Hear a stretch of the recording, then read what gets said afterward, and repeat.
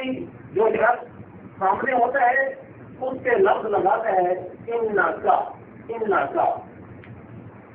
اب یہاں سے معلوم ہوا اللہ کی قسم سے کہ اللہ نے قسم کا یاسین والقرآن الحکیم، یاسین بھی اللہ کے رسول کا نام ہے. طٰہٰ، یاسین، مدثر، مزمل، داعی الی اللہ وسراج منیر، یہ یاسین بھی اللہ کے رسول کا نام ہے.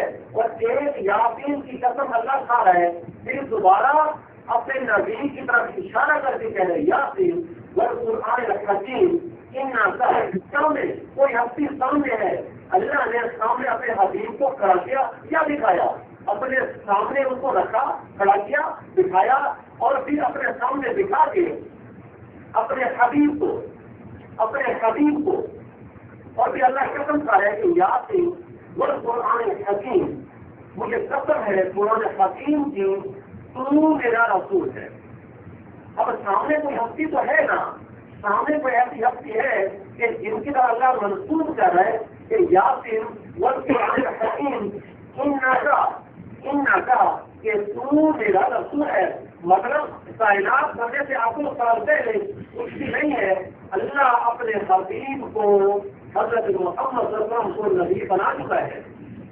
یہ تو ظہور آدم علیہ السلام کے بعد 10,000 سال بعد کا واقعہ ہے. جب ظہور ہوا اللہ نبوت کا شرف اپنے نبی کو دے چکا ہے، ابھی تو کچھ بھی نہیں ہے. اب سوال کہ یا رسول اللہ آپ کو نبوت کب ملی؟ ظاہر سوال تو یہ تھا 40 سال 41 سال لگ چکا تھا، اور 21 رمضان تو جبرائیل آئے، یا رسول اللہ اقرأ بسم ربک الذی خلق. جواب صحیح ہونا چاہیے تھا، نہیں. اللہ کے رسول نے جواب دیا وَإِنَّ آدَمَ بَيْنَ الرُّوحِ وَالْجَسَدِ مَتَىٰ وَجَبَتِ النُّبُوَّةُ. یا رسول اللہ آپ کو نبوت کب ملی؟ وَإِنَّ آدَمَ بَيْنَ الرُّوحِ وَالْجَسَدِ کہ ابھی آدم علیہ السلام کے پتلے کی کہانی بھی شروع نہیں ہوئی تھی، اللہ مجھے نبی بنا چکا تھا.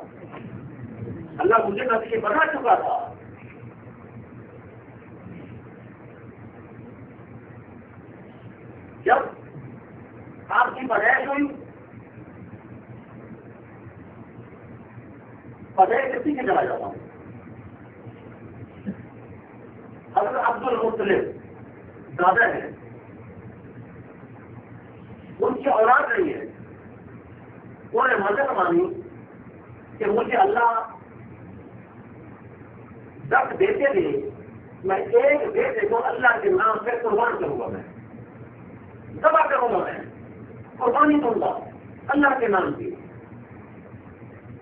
تو اللہ نے 10 بیٹے دے دیے، پورا ڈالا، اور ان میں سے پورا نکلا حضرت عبداللہ کے نام، اللہ کے رسول کے والد کا نام، پورا ان کے نام نکلا. اب عبد المطلب نے بلایا سب سرداروں کو بلایا کہ میں یہ کام کرنے والا ہوں. ان میں سے 8 بن وائل ہیں جو اس کفر پہ مرے ہیں، مکے کے سردار ہیں. وہ درمیان میں پڑے کہ عبد المطلب تم تو یہ بیٹے قربان کر کے جا رہے، پیچھے تو ہماری یہ مصیبت بنا کے جا رہے، پھر جو بھی سردار ہوں گے وہ تو قربان کرتے رہیں گے. نہیں، ہمیں یہ بارے میں نہیں ہے، یہ ہم نہیں چاہتے کہ کل کو سنو ہمیں ایسی امتحان میں ڈال دی جائے.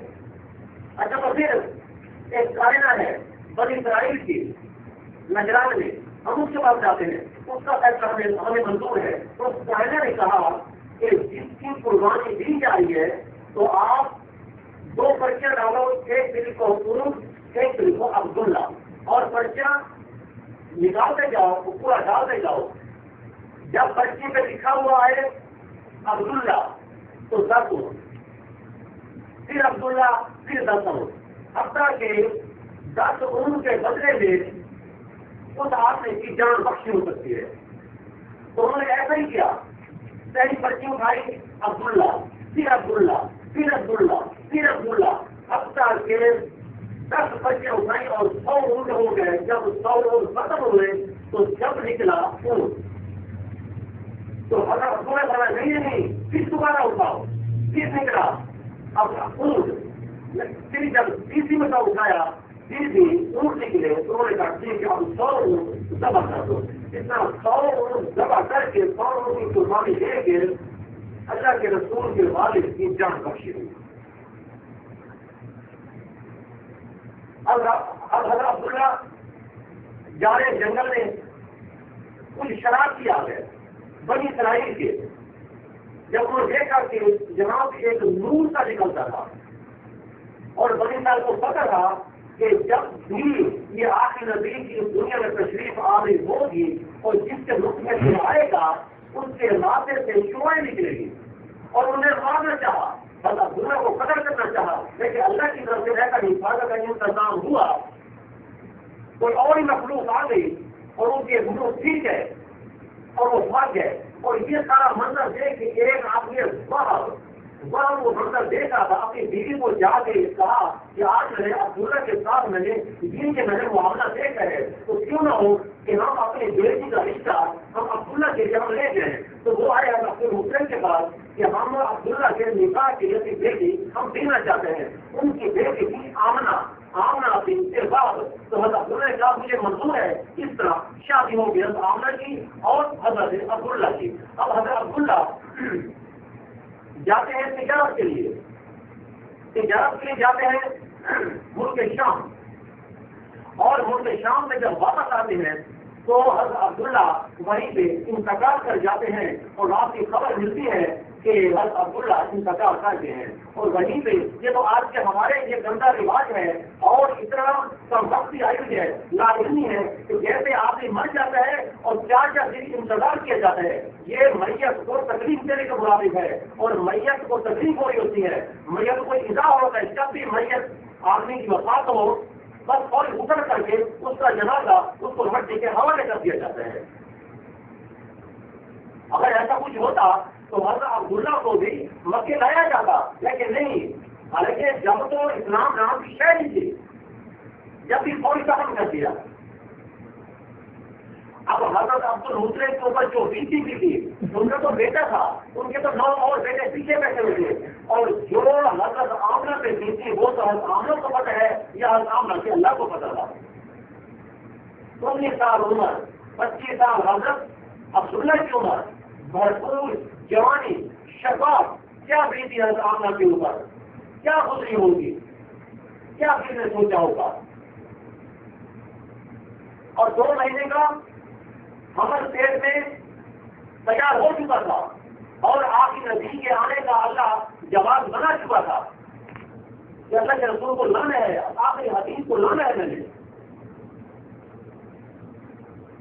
اب کیا ہوا حضرت عامر نے کہا کہ 9 مہینے میں نے اللہ کے رسول کو میں نے اپنے بیٹے کو اٹھایا ہے اور مجھے ذرا بھر بھی تکلیف نہیں ہوئی کیونکہ عورتوں کو کانپی ہوتی ہے پتلی ہوتی ہے الٹی آتی ہے ایسا کوئی چکر نہیں ہوا. اور ہم سمجھتے ہیں کہ میں جہاں جاتی اور میرے پاؤں سے جب پتھر آتا تو پتھر ایسے روٹی کی لال نرم ہو جاتا تھا.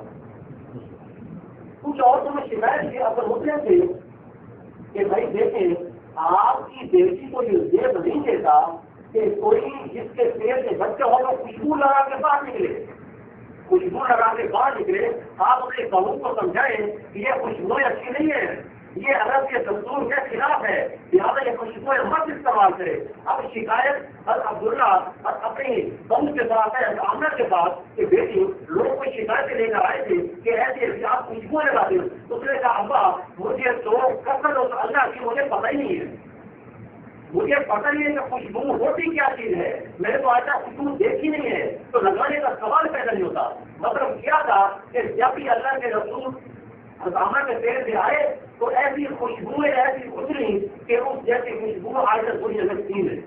یہ اللہ کے رسول کی برکت ہے یہ آمد ہو رہی ہے. اور جب 12 ربیع الاول عید کی رات صبح 4:20 اللہ کے رسول دنیا میں تشریف لائے. اس وقت دایا تھی حضرت عبد الرحمان بن عوف کی والدہ شفا وہ دایا تھی لیڈی ڈاکٹر تھی. اب وہ بچہ باہر آتا ہے بچے کے